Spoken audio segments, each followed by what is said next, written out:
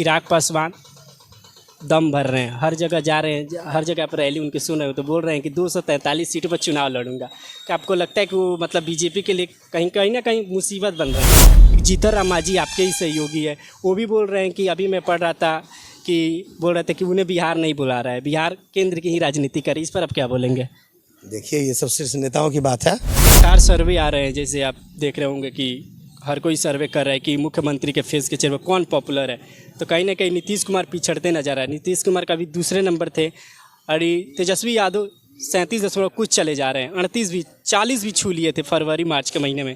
लेकिन वहीं नीतीश कुमार 18% पर अटक गए। अब उनसे आगे निकल गए उनके ही रणनीतिकार रहे प्रशांत किशोर जी, वो आगे निकल गए। तो इस पर आप क्या बोलेंगे? कहीं ना कहीं नीतीश कुमार की जो पॉपुलैरिटी है वो कम हुई है, आप मानते हैं साहब? क्या क्या घोटाला, वो सब बात कहने की नहीं है। तो उसी दल से कहिए या उसी परिवार से कहिए, परिवार की पार्टी है वो, कोई दल की पार्टी नहीं है, परिवार की पार्टी है।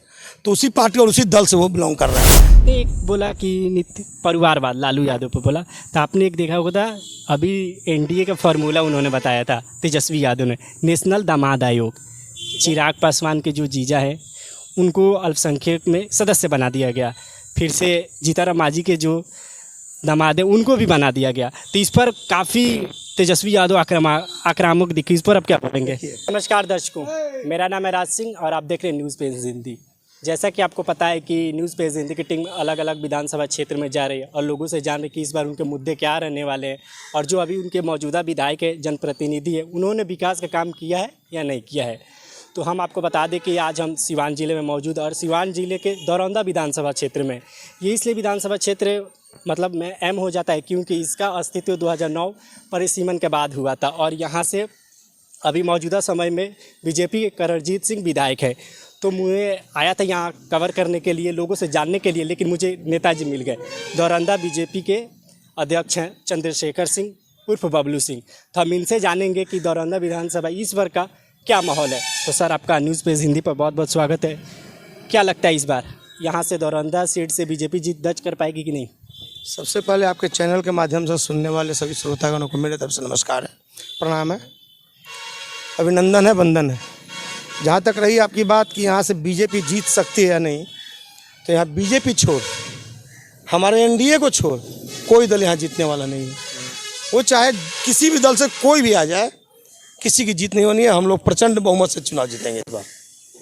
मतलब इस बार भी मतलब यहाँ कमल खिलाएंगे? बिल्कुल कमल खिलाएंगे, हमारा कमल है और कमल खिलेगा। जो ये अभी जो अपनी सांसद रह चुकी थी कविता सिंह, उनके पति अजय सिंह, अगर मैं नाम सही बता पा रहा हूँ तो वो आपको टक्कर देते रहते हैं। तो इस बार क्या अजय सिंह को जेडीयू के खाते में ये सीट आएगी या बीजेपी के खाते में आएगी? अगर जेडीयू के खाते में आती है तो क्या करणजीत सिंह फिर 2019 की तरह बगावत करेंगे क्या?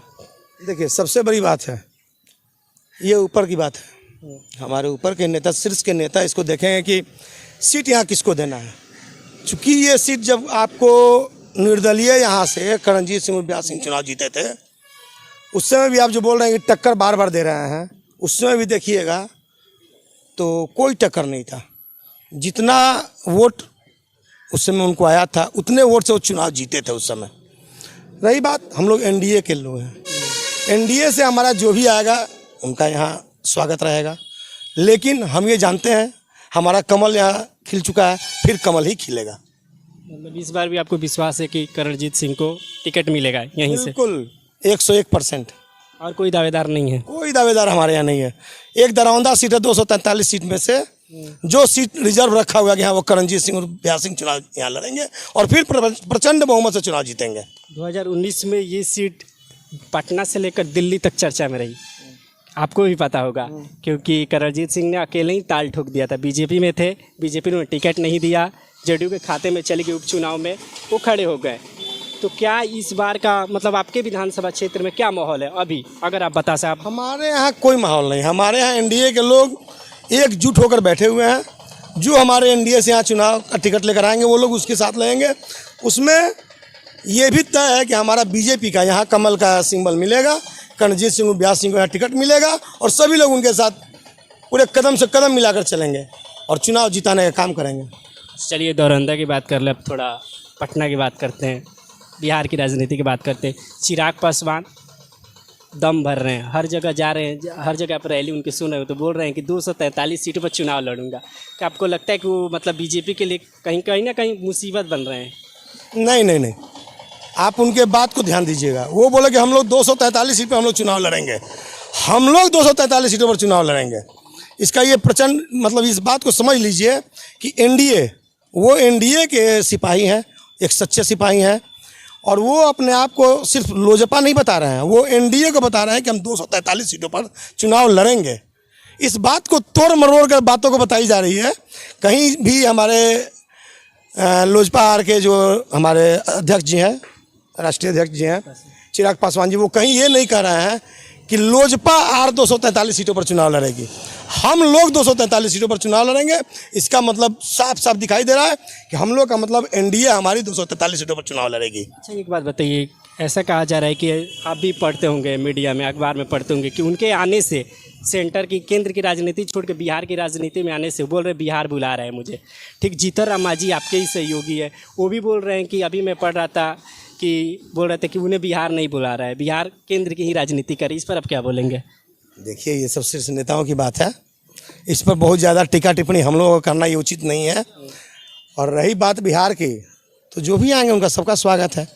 अभी देखिए वो आते हैं नहीं आते हैं, हमारा शीर्ष नेता उनके साथ क्या बातचीत करते हैं, बातचीत में क्या तय होता है, उस पर कोई भी काम होगा। उनके अरुण भारती, उनके जीजा जी तो बोल रहे हैं कि चिराग को बिहार में आना चाहिए और उन्हें चुनाव लड़ना भी चाहिए। तो हम कहाँ बोल रहे हैं कि नहीं लड़ना चाहिए? ये शीर्ष नेताओं की बात है, आपसे पहले ही बताए हम। वो लोग कहेंगे हमारे चिराग पासवान यहाँ से चुनाव लड़ेंगे तो वो लड़ेंगे। अगर शीर्ष नेताओं द्वारा नहीं दी जा रही है तो वो थोड़ा ही चुनाव लड़ने यहाँ आ रहे हैं। सब लोग अपना कयास लगाते हैं कि हम भी बिहार से चुनाव लड़ें, हम बिहार से चुनाव लड़ें। चलिए, आपकी पार्टी की बात होगी, अब मैं बात करता हूँ राजद की। थोड़ा आप उस पर बोलिए कि जैसे अभी एक इंटरव्यू हुआ था जिसमें तेजस्वी यादव ने कहा कि मैं मुख्यमंत्री महागठबंधन का मुख्यमंत्री का मैं फेस हूँ। तो आपको लगता है कि महागठबंधन में मुख्यमंत्री फेस होने की मतलब बनने के लिए होड़ मची है? वो जब बताया कि हम अपने आप को प्रमोट किए कि हम मुख्यमंत्री का चेहरा हैं, उस समय आप लोग चैनल के माध्यम से, हर चैनल के माध्यम से इन लोग जाने हैं, और आप लोग भी देखे होंगे कि जब उनका ये बात आया कि हम मुख्यमंत्री के चेहरा हैं, तो उनके इंडी गठबंधन के सब पार्टी अलग अलग होने लगे। आपके कांग्रेस हो या जो भी हो, सब लोग अलग अलग अपना व्यवस्था देने लगे कि वो हमारे इंडी गठबंधन के नेता नहीं है, मुख्यमंत्री का चेहरा नहीं है। फिर उनको बैकफुट पर आना पड़ा और फिर उस बात को रखे, उस बात को वो कि नहीं, इंडी में अभी कोई ये नहीं है कि हाँ मुख्यमंत्री चेहरा कौन रहेगा। तब जाके अभी कुछ बात उन लोगों में आपस में है, नहीं तो इंडी गठबंधन ऐसे ही बिखरी हुई है। आप टोटल इंडी गठबंधन को उठा कर देखिए, इंडी गठबंधन में जितने भी पार्टी थे सभी बिखर चुके हैं। लेकिन लगातार सर्वे आ रहे हैं, जैसे आप देख रहे होंगे कि हर कोई सर्वे कर रहा है कि मुख्यमंत्री के फेस के चेहरे पर कौन पॉपुलर है। तो कहीं ना कहीं नीतीश कुमार पिछड़ते नजर आ रहे हैं। नीतीश कुमार का भी दूसरे नंबर थे और तेजस्वी यादव 37 कुछ चले जा रहे हैं, 38 भी 40 भी छू लिए थे फरवरी मार्च के महीने में। लेकिन वहीं नीतीश कुमार 18% पर अटक गए। अब उनसे आगे निकल गए उनके ही रणनीतिकार रहे प्रशांत किशोर जी, वो आगे निकल गए। तो इस पर आप क्या बोलेंगे? कहीं ना कहीं नीतीश कुमार की जो पॉपुलैरिटी है वो कम हुई है, आप मानते हैं ऐसा? देखिए, नीतीश कुमार उस शख्स का नाम है जिसकी पॉपुलैरिटी कभी कम हो ही नहीं सकती है। आप शुरू से देखते आइए, आप जो बता रहे हैं कि तेजस्वी यादव 37% उनका चला गया था, उनके ऊपर से देखते आइए, वो लोग 15 साल का यहाँ शासनकाल किए हैं। क्या क्या हुआ उस समय? आप जो खुलेआम बातचीत कर रहे हैं उसमें बातचीत करने लायक कोई नहीं बैठते थे। क्या क्या घोटाला, वो सब बात कहने की नहीं है। तो उसी दल से कहिए या उसी परिवार से कहिए, परिवार की पार्टी है वो, कोई दल की पार्टी नहीं है, परिवार की पार्टी है। तो उसी पार्टी और उसी दल से वो बिलोंग कर रहे हैं, तो उनकी पॉपुलैरिटी वहीं पर रोक लीजिए। रही बात प्रशांत किशोर की, तो प्रशांत किशोर अभी तक कभी भी क्या कहते हैं स्लोगन लिखने का काम किए हैं, और इसमें भी वो स्लोगन ही लिखते जा रहे हैं। वो जैसे जैसे आगे बढ़ रहे हैं, नीतीश कुमार वैसे वैसे ऊपर चल रहे हैं।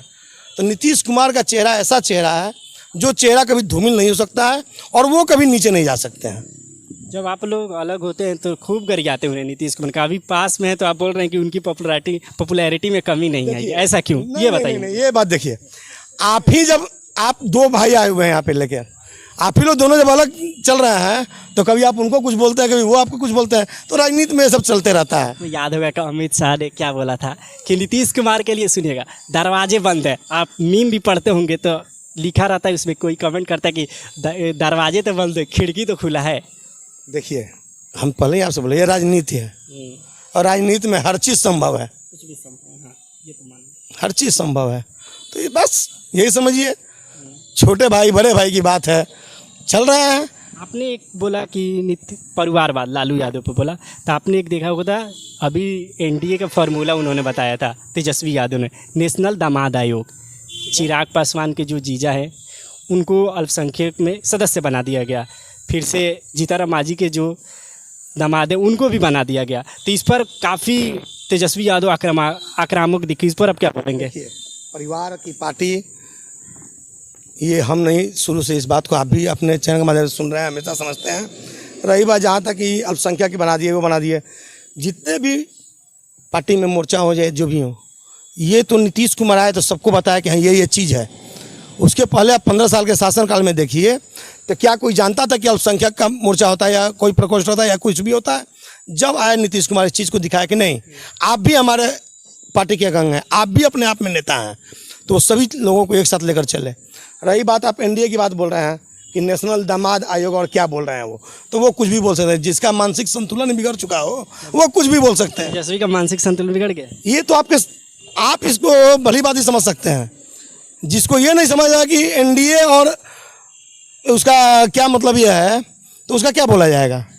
वो तो आप पर तंज कस रहे हैं ना। देखिए, तंज नहीं, हमारा भी आप सुने होंगे, वो लोग बताते हैं कि इंडिया गठबंधन है, अभी तो उसका नाम इंडी गठबंधन कर रहे हैं। हाँ, आप बताइए गठबंधन का अंग्रेजी क्या होता है? अलायंस होता है। इंडी में जो है लास्ट का जो ए का मतलब वहाँ क्या है? अलायंस, आप लोग अलायंस कर दिए, गठबंधन कर दिए, बताइए, मतलब कर दिया आप लोग। चैनल के माध्यम से बताया जाए कि अलायंस का वहाँ क्या है, ए का मतलब क्या हुआ? वही आप लोग गठबंधन बना दिए उसका। नहीं, हम नहीं बना दिए, आप बताइए। इंडी का वो फुल फॉर्म बताया हमसे, क्या है? इंडिया गठबंधन। इंडिया गठबंधन है तो इंडिया के बाद डबल है कीजिए उसको, तब कहिए कि इंडिया गठबंधन, तो हम लोग मानेंगे उस चीज़ को। ये है बबलू जी, मतलब महागठबंधन को, इंडिया गठबंधन को सजेशन दे रहा, अगर इंडिया बोलेंगे तो लोग तो डबल ए लगाइए, सिंगल ए नहीं, तब तो इंडी गठबंधन को हम लोग इंडिया कहेंगे। नहीं तो वो तो हम लोग समझ कि हाँ इंडिया, इंडी हुआ, एक अलायंस हुआ मतलब गठबंधन हो गया।